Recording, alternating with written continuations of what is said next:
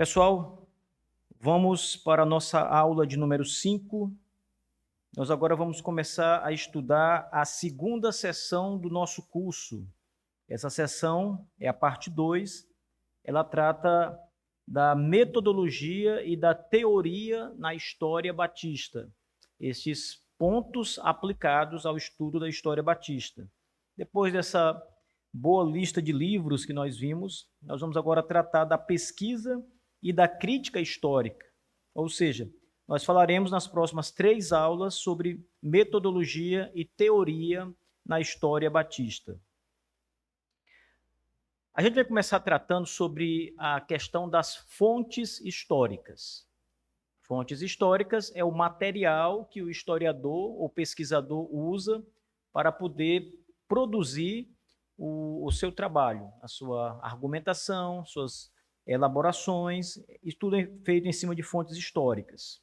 Eu quero começar tratando da importância dessas fontes históricas. Nós precisamos tratar sobre as fontes históricas e o seu papel fundamental na construção do conhecimento histórico. Um livro é uma fonte? A resposta, sim, mas é uma fonte secundária de informação. Quando você tem um livro, você tem uma fonte que foi composta a partir de fontes. As fontes primárias dão origem, geralmente, a um livro, especialmente considerando a questão moderna. Claro que um livro antigo, do século XII, ele é uma fonte por si só. Mas quando é um livro de pesquisa, então ele se torna uma fonte secundária. O livro é uma fonte secundária porque ele precisou de fontes primárias para ser escrito. Para quem possui o livro Henry Jacot, o volume 5, Henry Jacot e os Batistas, esse mesmo tema eu introduzi no início do primeiro capítulo, que é intitulado História dos Batistas, Leitura e Seleção dos Registros Históricos. Então, vocês que têm o livro, podem conferir isso aí no material de vocês. Gente, é essencial compreender desde o princípio que não se faz história sem fontes. É impossível fazer história sem fontes. Toda análise histórica requer registros documentais ou vestígios materiais que sustentam a narrativa. Sem fontes, a história deixa de ser ciência e se transforma em invenção ou ficção. Então, para ser história, para ter um peso de validade acadêmica, você precisa ter substância por trás disso. As fontes são essa substância que são necessárias. Quando você estuda teologia, por exemplo, a fonte da teologia é a Escritura Sagrada. Ninguém vai especular sobre teologia, falar sobre teologia, sem a fonte primária da teologia, que é a Bíblia. Então, a fonte da teologia é a Escritura Sagrada. Na história, as fontes são os documentos históricos, cartas, livros, registros oficiais, acordos, documentos selados, cronologias e até utensílios ou objetos materiais que ficam ali como testemunha histórica. Cada um desses elementos é capaz de revelar aspectos do passado, permitindo ao historiador reconstruir eventos de forma crítica e bem fundamentada.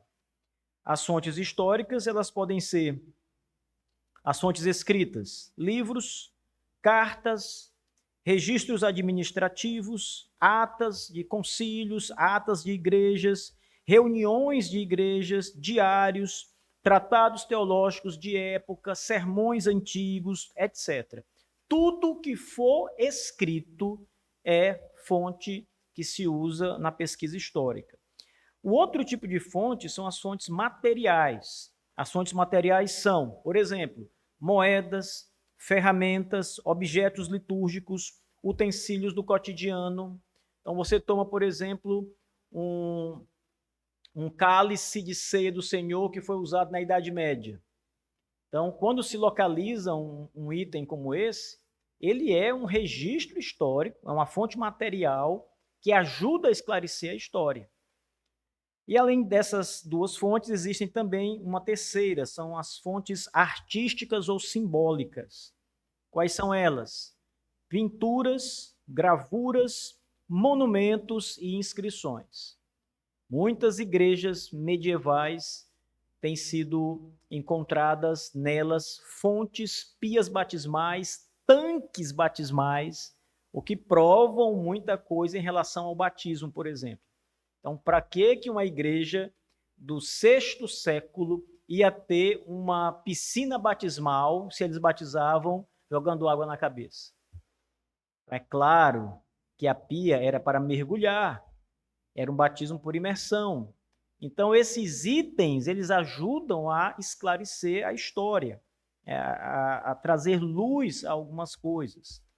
Entre todas as fontes escritas, permanecem as mais fundamentais, porque elas são fontes que explicam, elas já estão contando a história. Você não tem que analisá-las de maneira mais profunda. Então, claro que não deixa de ter uma análise nas fontes escritas, mas é diferente você achar uma moeda e tentar encontrar elementos históricos a partir de uma moeda. Você encontra. Mas se alguém escreveu sobre a moeda, é mais fácil, não é? Entender tudo isso. Então, as fontes escritas são as mais valiosas. Elas fornecem informações detalhadas, datáveis, verificáveis, sem registro documental.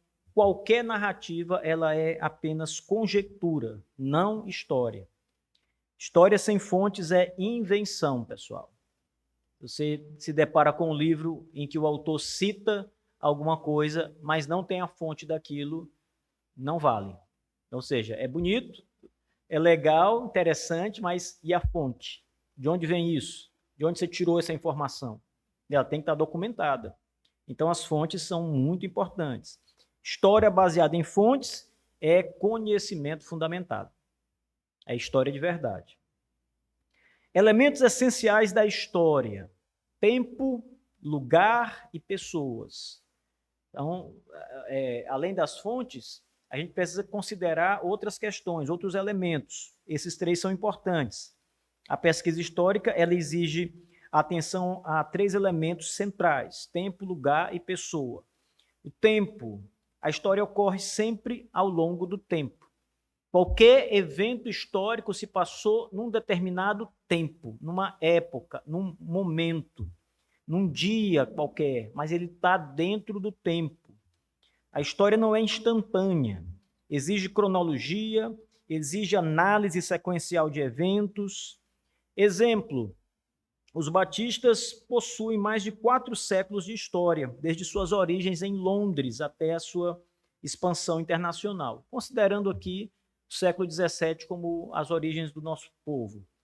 Essa longa duração demonstra que mudanças doutrinárias, organizacionais, não ocorrem de maneira imediata, mas gradualmente. Lembrem, por exemplo, da imersão. Ela não veio imediatamente. Então, houve um tempo em que não havia imersão entre os batistas, nossos pais. Depois, houve um tempo em que a imersão estava presente. Então, veja, há uma sequência cronológica, há a relação dos fatos com o tempo que precisa ser particularmente observado. Lugar. O contexto geográfico também é indispensável.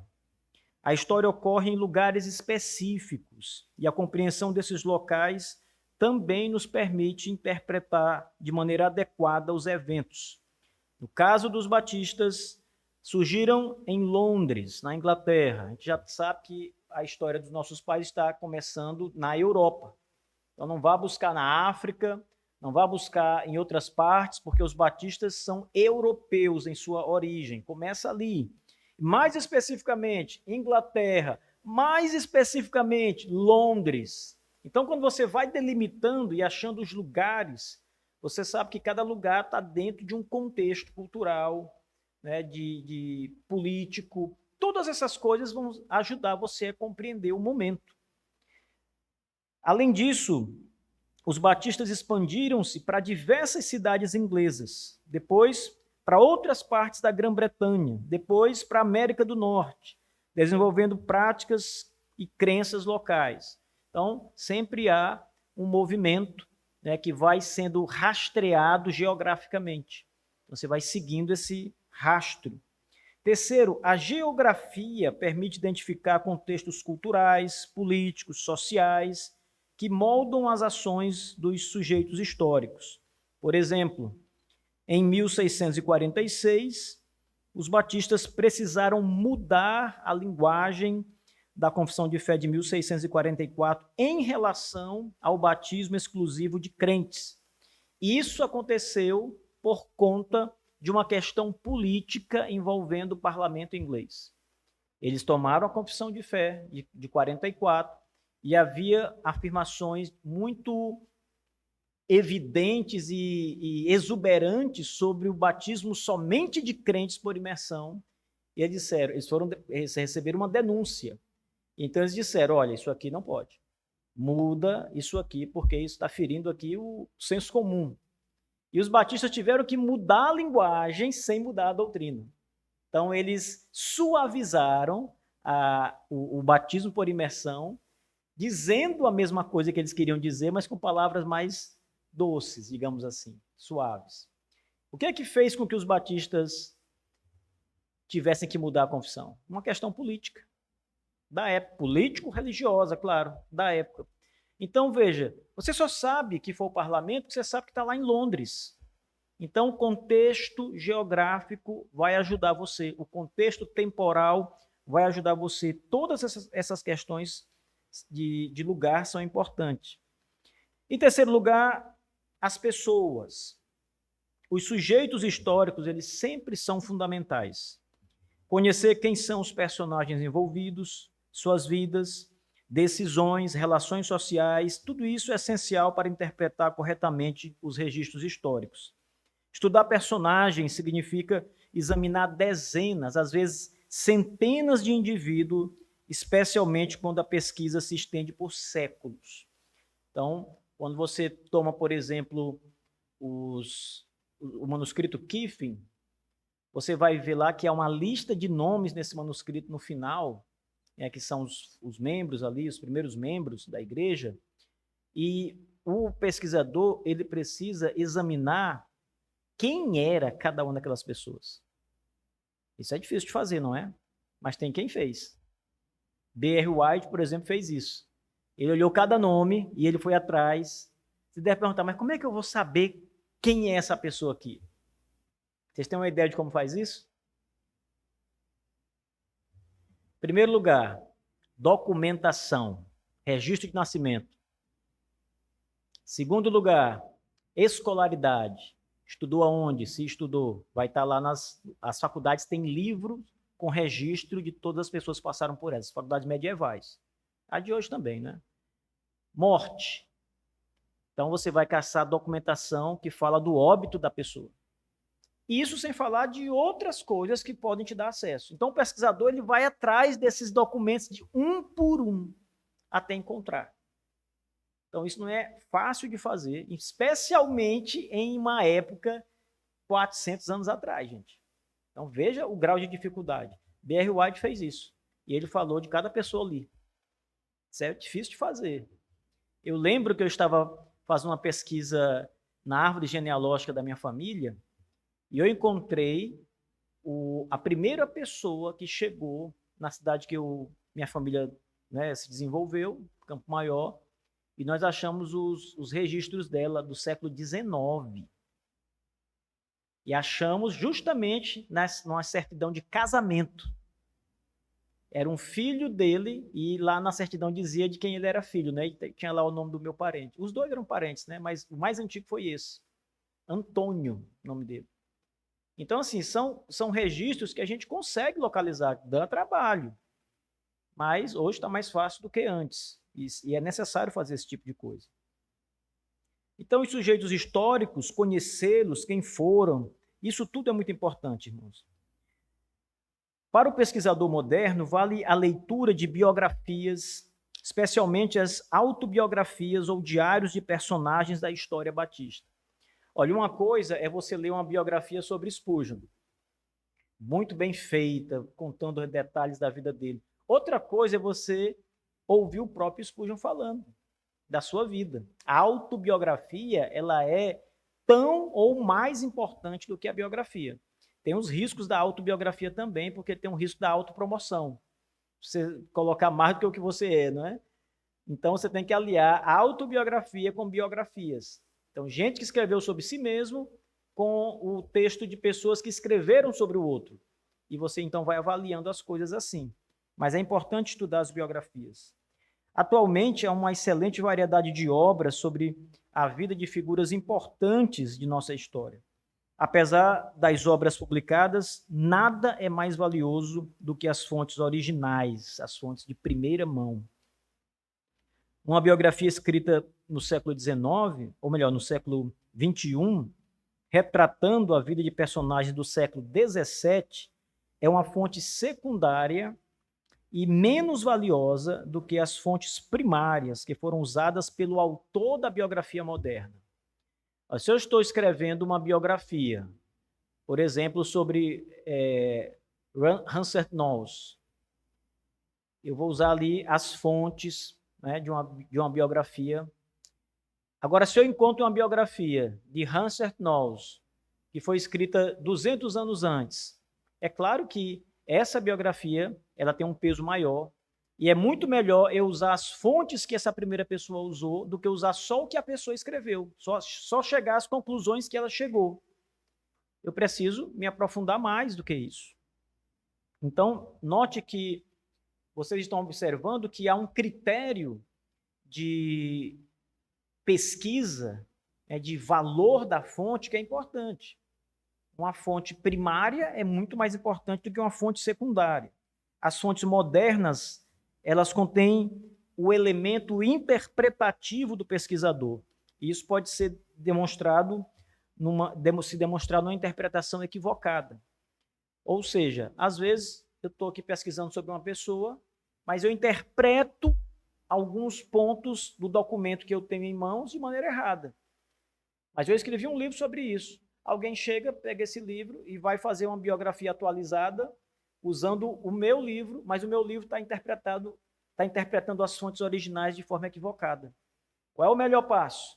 É eu usar este livro ou eu recorrer às fontes que o livro usou? Claro que é recorrer às fontes. Então, fontes primárias são muito mais valiosas. Toda história, irmãos, ela tem uma trilha. Ela tem uma espécie de caminho. Então, é importante que a gente percorra o caminho certo, a trilha das fontes. Para organizar a pesquisa, eu propus no livro que eu indiquei para vocês, de Hansert Nols, ou melhor, o livro Henry Jacob, eu propus o conceito de trilha das fontes. Esse conceito representa o percurso que o historiador deve percorrer ao analisar os documentos históricos.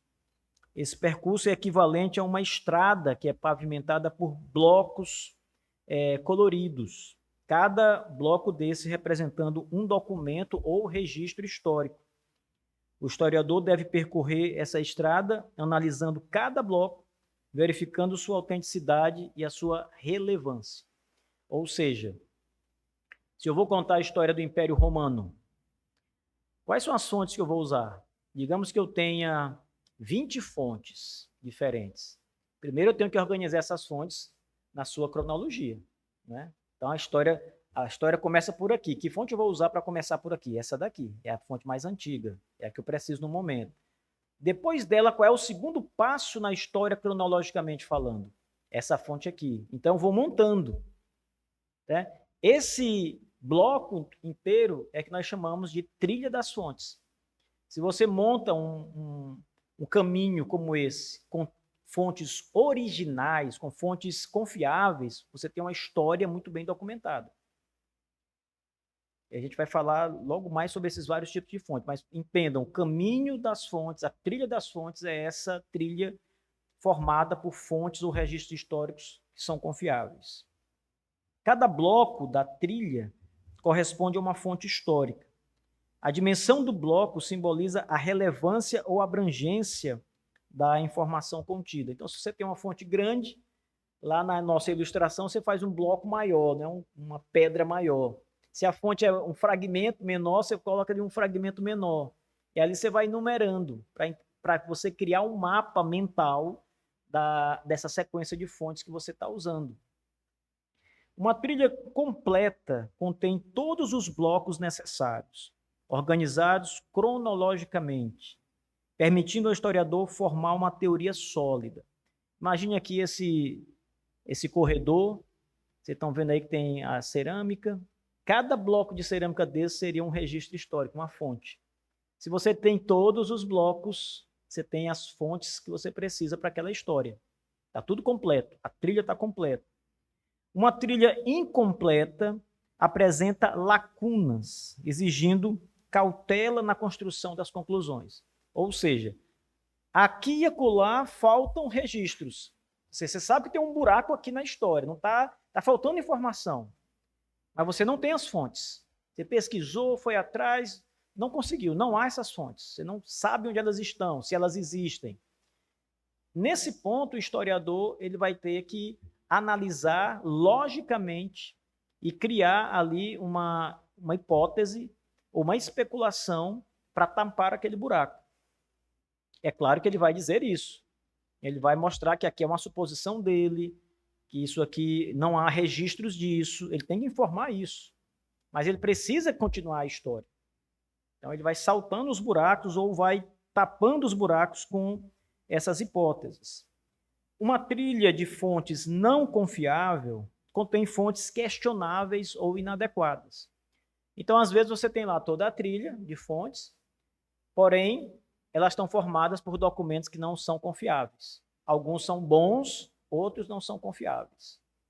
Então, nesses locais, você deve botar um pontinho de interrogação. Essa fonte realmente é boa? Essa fonte é confiável? Então, você vai pesquisar. Chegando à conclusão que não é, você põe lá a interrogação, mostrando não é uma fonte confiável. Provavelmente é uma fonte falsa.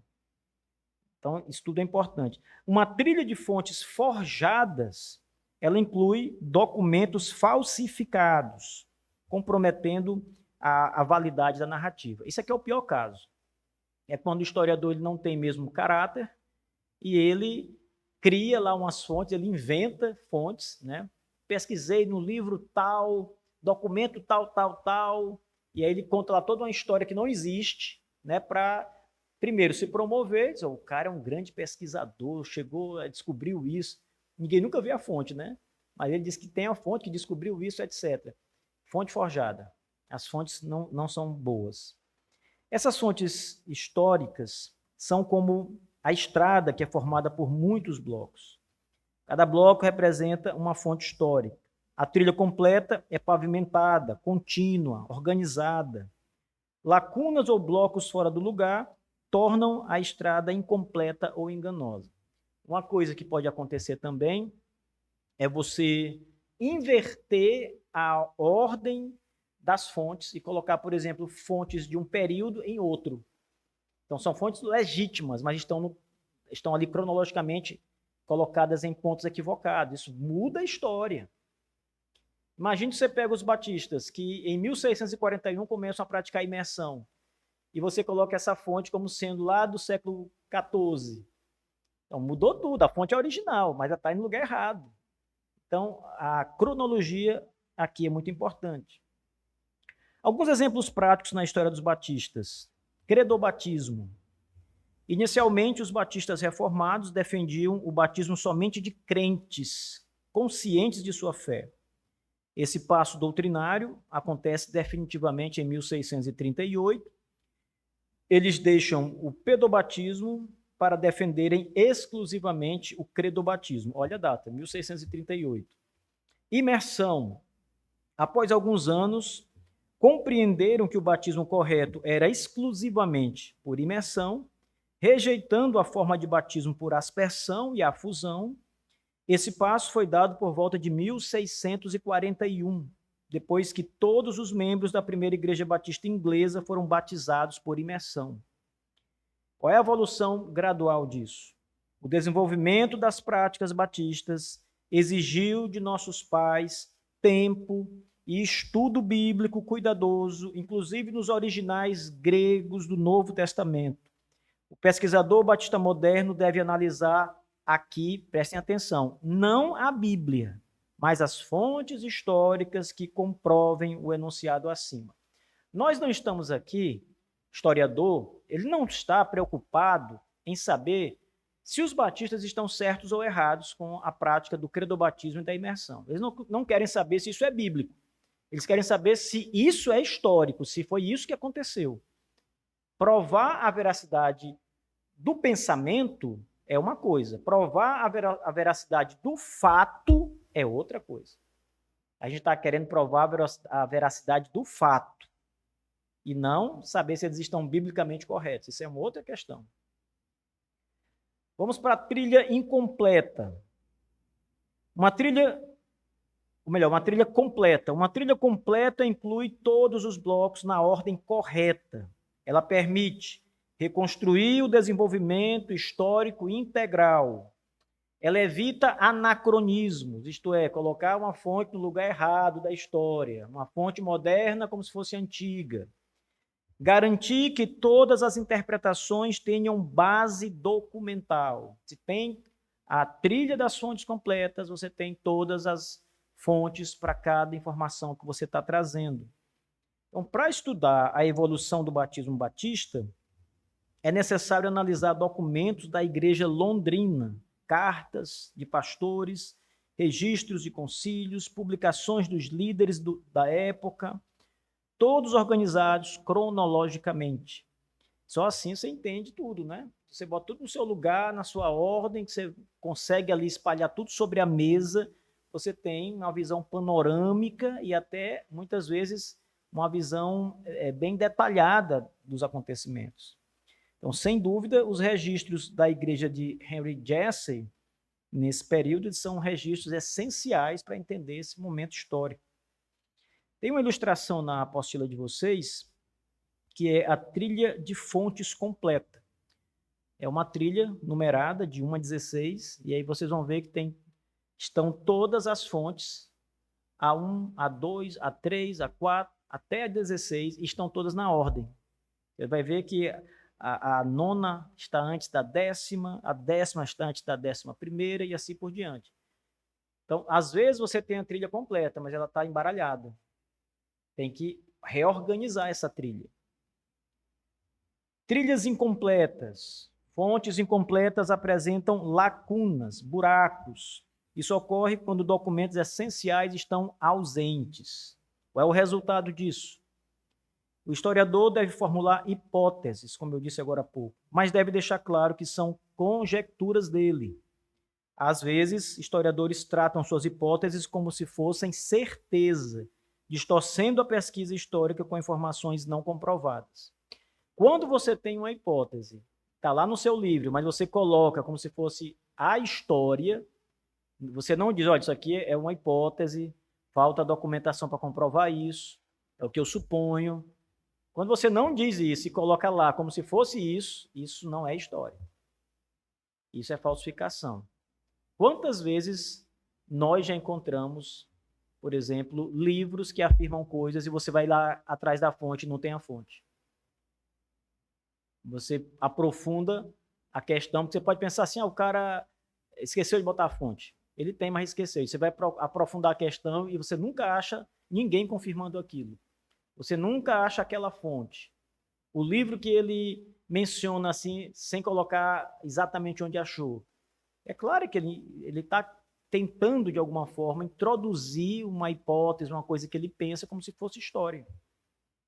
Então, o historiador não precisa desses mecanismos, ele tem que ser sincero. Olha, eu suponho, é minha opinião, que tenha acontecido isso, assim, assim, e mostre os argumentos. Por que você está dizendo que é assim? É isso que você tem que fazer. Quais são as consequências disso? A narrativa histórica não é completamente verificável. Ou seja, você nunca terá como provar isso. Nunca terá como provar isso. Aqui está a base da literatura sucessionista. Eles vão dizendo, afirmando, não é? Construindo toda uma história em base de conjecturas, mas quando a gente pergunta, cadê as fontes disso aqui? Não tem. Então, não é história. Essa obra do J.M. Carroll, O Rastro de Sangue, ele é um exemplo de narrativa histórica não verificável. A maioria das informações supostamente históricas apresentadas no livro não são verificáveis e não apresentam fontes confiáveis. Ou seja, quando você tem uma fonte que ele apresenta, essa fonte não é uma fonte confiável. Ou seja, parece ser uma fonte falsa. Não que ele falsificou, mas do passado, falsificada lá atrás. Carroll preencheu várias lacunas com fontes falsas ou não verificáveis, além de interpretar de maneira errada muitas questões históricas. Outro exemplo desse ponto pode ser dado para vocês. Tomemos, por exemplo, a infância de Jesus, que é pouquíssimo documentada nas Escrituras Sagradas. Qualquer narrativa além do nascimento de Cristo ou do início do seu ministério, ela é hipotética e não pode ser tratada como fato histórico comprovado, porque não tem fonte. Não tem. A vida de Cristo é um registro histórico-teológico. Não há fontes a não ser a Escritura. Mas, apesar disso, há inúmeros livros que retratam a vida de Jesus na infância e na adolescência, escritos totalmente baseados em fontes falsificadas ou inventadas. Trilhas não confiáveis. Fontes não confiáveis podem parecer autênticas, mas não representam adequadamente o evento ou o grupo estudado. Muitas vezes, fontes relacionadas a um determinado segmento credobatista, mas não batista, são atribuídas aos batistas. Então, você toma aqui o exemplo dos anabatistas, que são credobatistas. Às vezes, o pesquisador toma essa fonte dos anabatistas e coloca na conta dos batistas. Está errado, historicamente, está equivocado. Então, todas estas questões, irmãos, são importantes porque a trilha tem que ser confiável. O conteúdo dessas fontes é incluído por esses pesquisadores na narrativa histórica dos batistas, quando, na verdade, se trata de anabatistas. Exemplo, confundir os batistas com os anabatistas. Resultado disso, interpretações errôneas, conclusões falhas na história. O historiador precisa avaliar contexto, autenticidade, coerência interna da fonte. Sem esse criterioso exame, sem notar as contradições que a fonte apresenta, o resultado será, historiograficamente falando, desastroso. Pode ficar muito bonito na escrita. Pode ser uma escrita realmente admirável, mas historicamente muito falha, fraca, e não vai receber ali o mérito devido, né? Porque não é, de fato, uma história autêntica.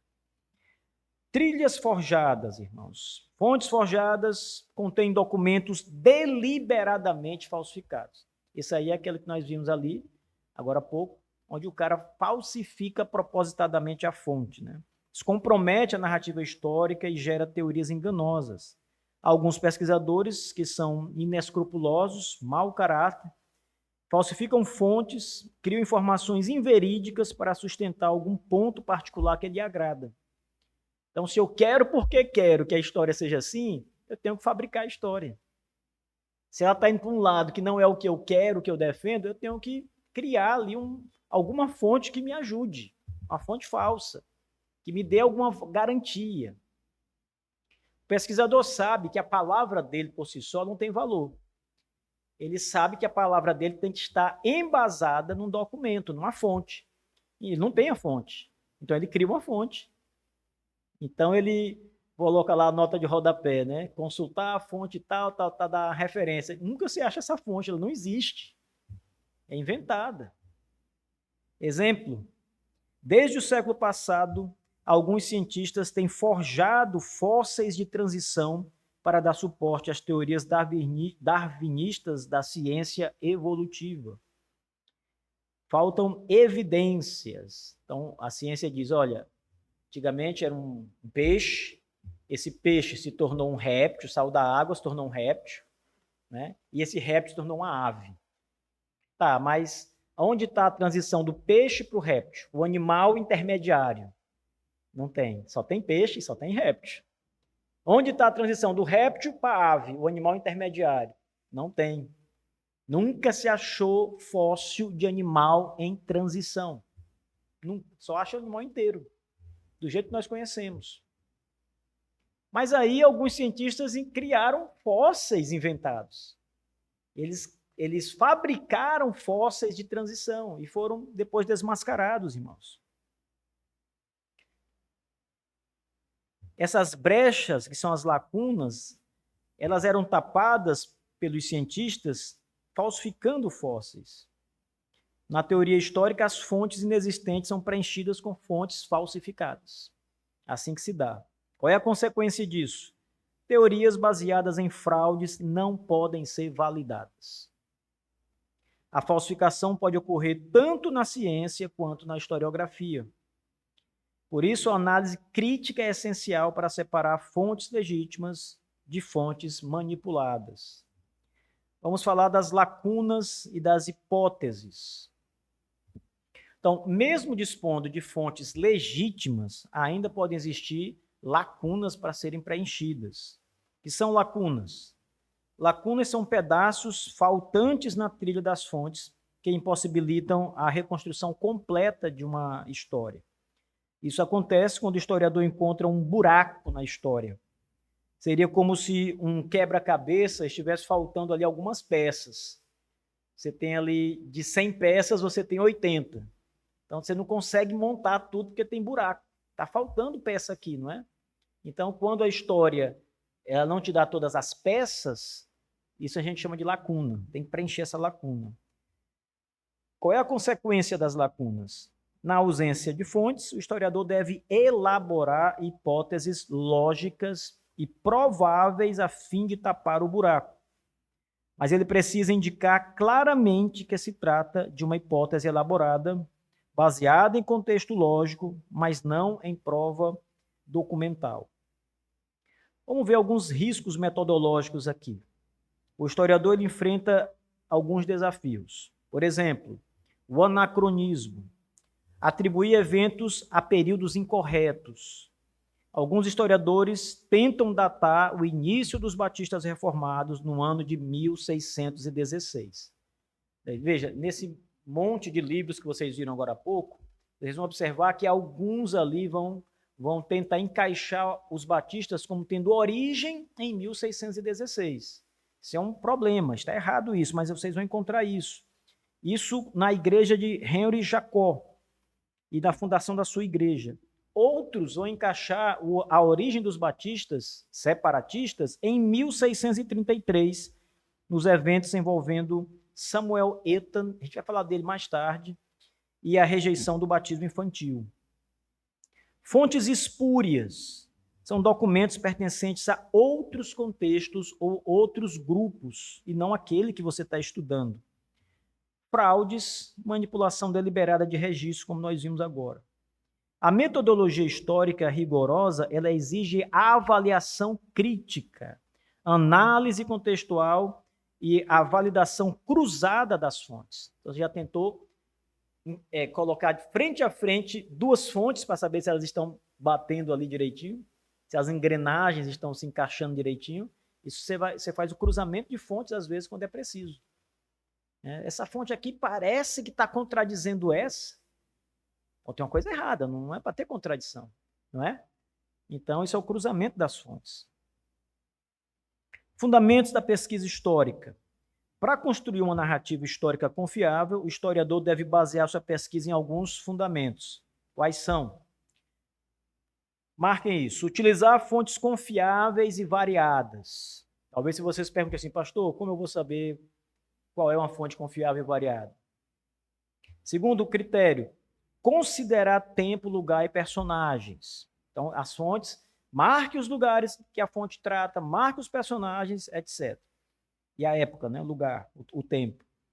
Terceiro, organizar as fontes em trilhas completas, respeitando a cronologia, isto é, monte o quebra-cabeça cronologicamente, o quebra-cabeça das fontes. Quarto, evitar anacronismos, confusões contextuais, interpretações baseadas em fontes espúrias ou forjadas. Quinto, sequência desejada. Qual é a sequência que você tem que montar?